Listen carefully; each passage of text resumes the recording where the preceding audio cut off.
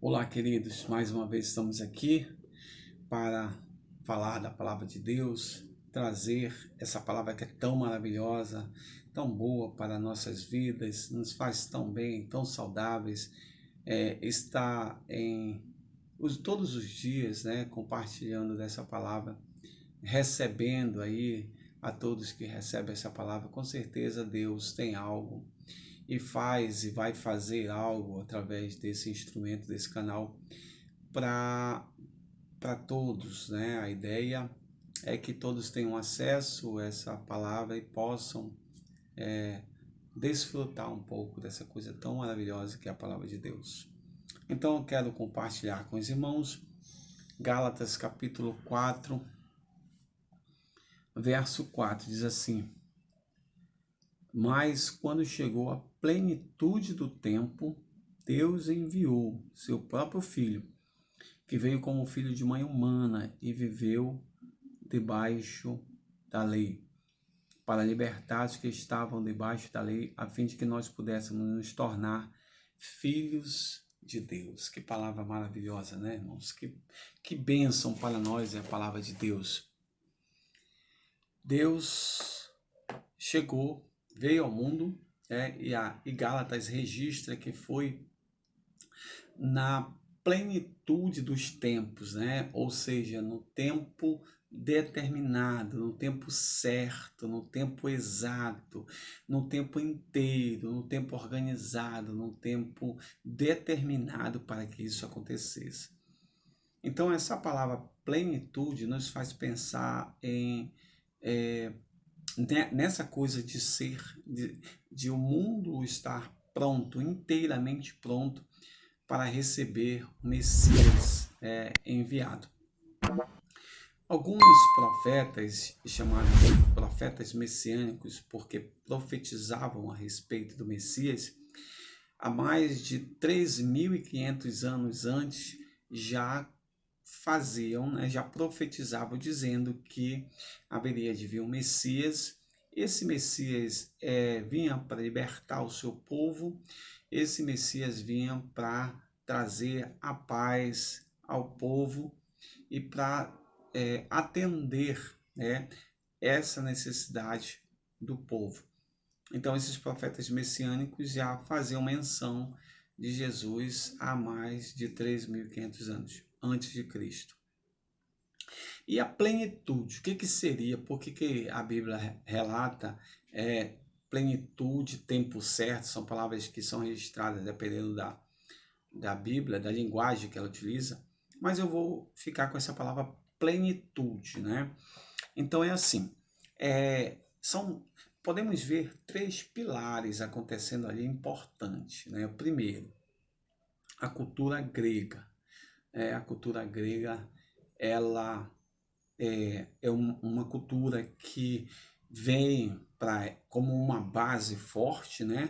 Trazida por Alexandre, o Grande, né? Depois que ele assumiu, né? Seu pai era Filipe II, e através dele ele veio assumir o reinado da Grécia. Então, Alexandre o Grande era um ícone, uma expressão na época de muito intelectual, né? Ele era muito intelectual e ele herdou o maior e o melhor império da época, um império que veio superar, que veio trazer algo de supremacia em toda a humanidade, né?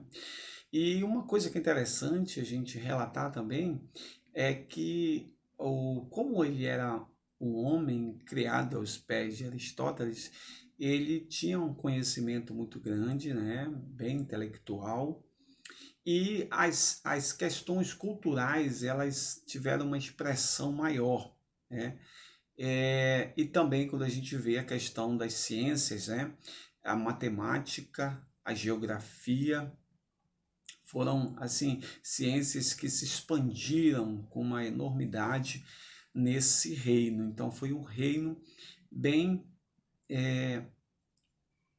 que trouxe, né, esse viés cultural, esse viés das ciências como uma coisa bem forte, né? Até hoje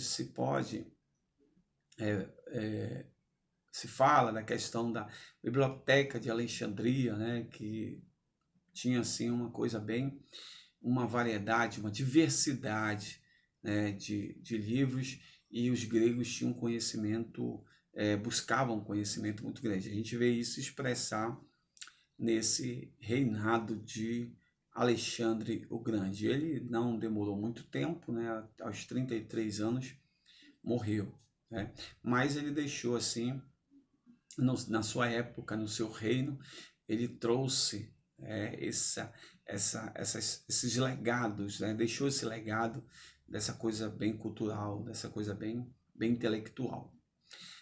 Um outro poder, que também é uma outra base, é a cultura romana, né? Os romanos aí também aparecem nesse cenário, né? Agora com bastante força, né? A expressão, né, desse império se traduz como um ferro, né? Um ferro onde ele conquistou e subjugou vários povos, né? Desde 63 a.C., começando com Pompeu, e vai até aí os Herodes, né? Herodes, Pôncio Pilatos, né? No governo da Judéia, no ano 26 depois de Cristo, né? Até essa expansão toda. E nós começamos a ver esse panorama, né? Primeiro, a questão grega, que é a questão direcionada para a cultura, a questão romana, direcionada para essa coisa mais militar, mais bélica, né? Mais de conquista de território. E também o outro pilar, que é a religião judaica, o judaísmo.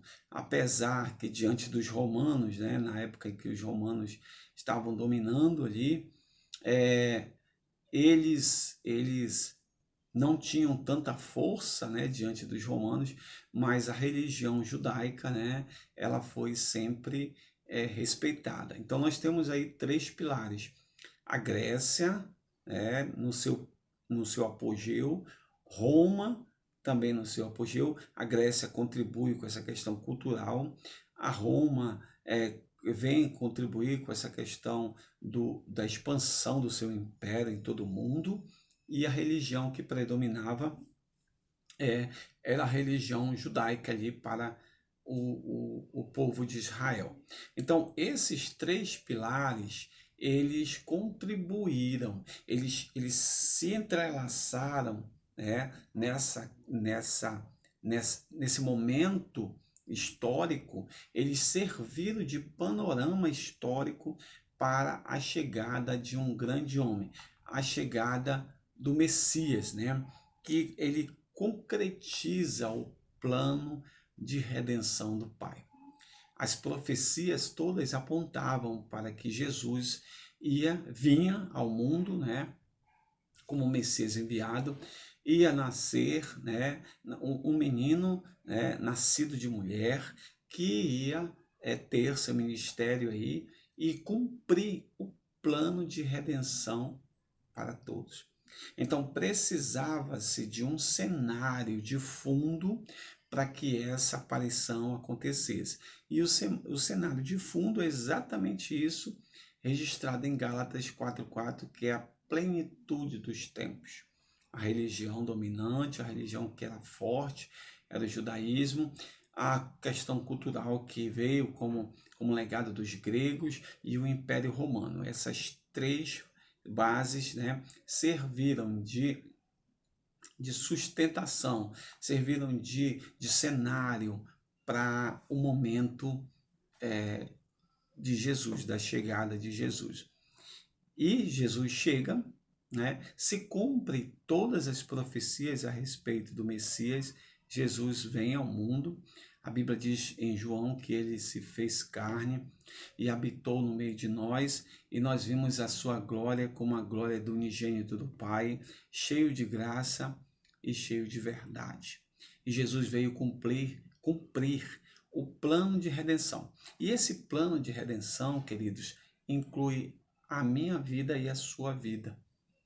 Porque ele veio salvar a humanidade de toda uma situação que nos levava à condição de mortos. Nós estávamos mortos em nossos delitos e pecados, mas o Senhor morreu, entregou a sua vida por mim e por você. Então, todo esse plano, todo esse cenário, esse pano de fundo que se forma para a vinda do Messias é para que eu e você tivéssemos vida hoje.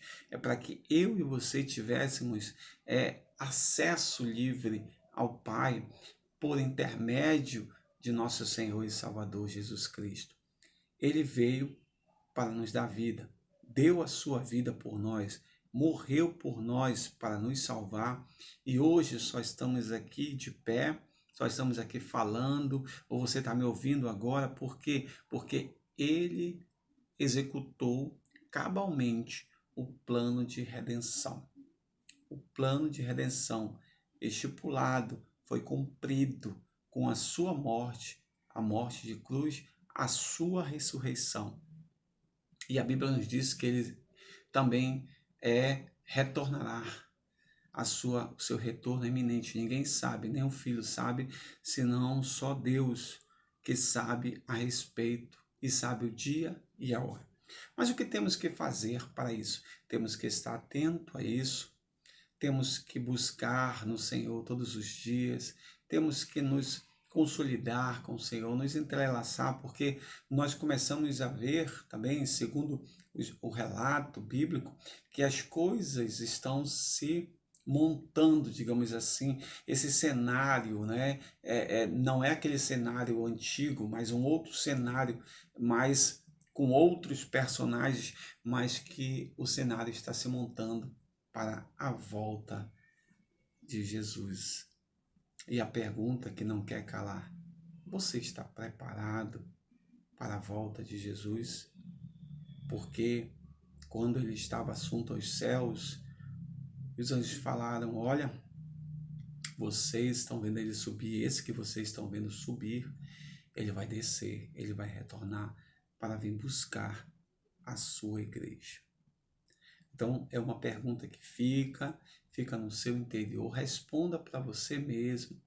Responda, pense nela, pondere ela no seu coração, porque ele há de retornar e o seu retorno é iminente. Que Deus em Cristo te abençoe, te dê a paz, te guarde, te proteja em todos os momentos da tua vida. Em nome de Jesus. Amém.